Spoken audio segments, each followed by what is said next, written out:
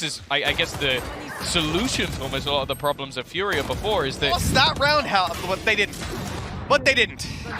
Just a few weak weapons, stacks in a 1v4, and yeah, it didn't even come close. It's all good. I guess with the lockdown gone, that's something they don't necessarily have to just burn up.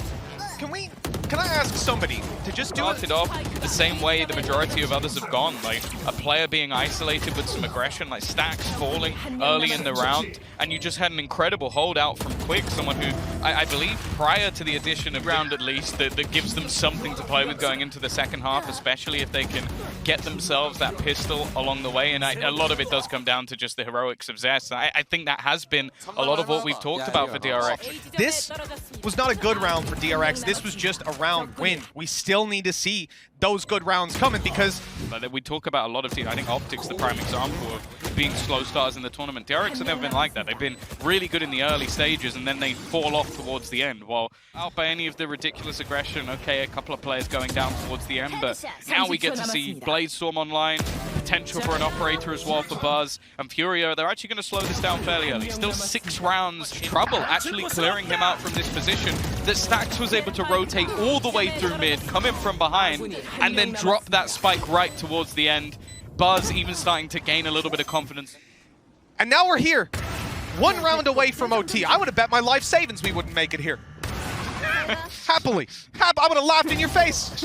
Round was looking done. I think they were even using a Hunter's Fury on their own teammates at points within that round. And then RB just decides to put everyone in his Dora the Explorer backpack and carry them to this OT. I don't know how we've ended up here. Those were the plays. I don't think he's going to be too worried about that. I want to know who made that call. I want to know if it was the Zest IGL of old, the stax IGL of new. To say, DRX on map point. They have the chance to bring it to Haven. Their map choice. They started off strong. It just slipped away from them. I feel like FURIA again are going to have to dig deep to keep themselves in the map. Oh, well, that is FURIA. This leaves a Vandal and 2 Bulldogs. If you were watching the previous map, you know just how powerful that kind of a buy can be. At this stage, well, we don't need to change anything because I'm back on form. And he dashes into mid against a 4-4. Wait, in the previous round? When was that?